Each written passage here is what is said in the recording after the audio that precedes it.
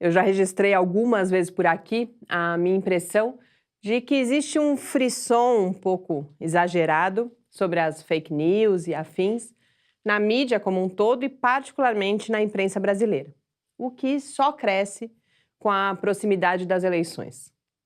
Nessa edição de Mídia e Ciência, eu, Mariana Pezzo, faço uma análise do que foi publicado sobre o assunto durante o mês de agosto e, a partir das notícias, falo de como a ciência pode nos ajudar a atravessar essa fase que a gente está vivendo.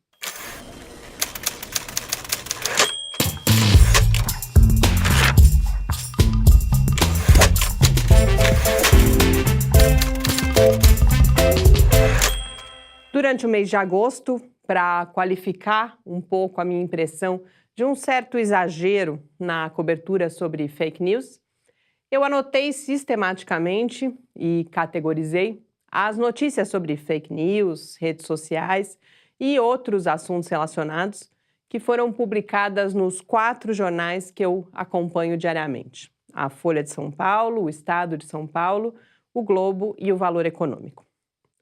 Eu registrei quase 80 ocorrências. Entre os temas abordados, o mais frequente, com folga, foi o uso das redes sociais por partidos e candidatos nas eleições brasileiras. O Facebook e as suas tentativas atrapalhadas de parecer mais responsável por aquilo que ele dissemina veio logo em seguida, seguido de episódios de retirada do ar de posts, páginas e perfis, pelo próprio Facebook e pelo Twitter. A mídia convencional também teve no foco, com reflexões sobre como o jornalismo pode se reinventar e se fortalecer como fonte confiável de informação. 2 notícias publicadas nos últimos dias me chamaram especialmente a atenção por relatarem pesquisas científicas sobre o tema. O The New York Times apresentou, no dia 23, um estudo com evidências de que as mesmas fontes russas que interferiram nas eleições dos Estados Unidos em 2016 atacaram o país com informações relacionadas à polêmica da vacinação.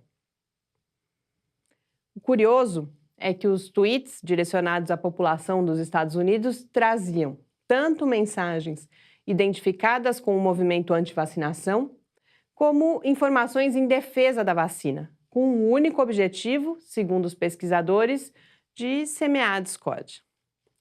E, ao que tudo indica, as redes sociais têm sido muito bem sucedidas nisso. Um outro estudo encontrou evidências de relação entre o uso acima da média do Facebook e escaladas de violência contra refugiados na Alemanha. Os autores sugerem que as causas estão vinculadas aos algoritmos que amplificam determinadas mensagens em detrimento de outras e nos direcionam para grupos que pensam como nós. E também a tendência humana de reagir com mais veemência a mensagens com alta carga emocional. As pesquisas vão ajudando a gente a entender como as redes sociais estão alterando a sociedade, moldando mundos paralelos e, desse jeito, transformando a própria ideia de realidade. Compreender esses processos é indispensável para planejar estratégias de combate aos seus efeitos negativos e também de aproveitamento máximo dos seus possíveis aspectos positivos. E, nesse sentido, é para se comemorar que surjam cada vez mais estudos empíricos que nos ajudam a ir além do desfile de opiniões que é mais comum na abordagem desse assunto. Mas esse não é um esforço trivial e precisa envolver diferentes áreas do conhecimento, como ilustram as pesquisas que foram noticiadas, que envolveram economistas, psicólogos, cientistas sociais, profissionais da saúde, entre outros. Além disso, essa construção não acontece de um dia para o outro, já que a gente está lidando com fenômenos que são relativamente novos. E precisa de um tempo, tanto para a gente amadurecer o nosso olhar para esses fenômenos, quanto para acumular um corpo de conhecimento que seja significativo. Mas começamos e essa já é uma boa notícia. Em um texto publicado também recentemente no Valor, o jornalista e professor Carlos Eduardo Lins da Silva também comenta os estudos nessa área e, além de fazer um diagnóstico muito interessante do problema, ele propõe algumas linhas para a busca de soluções.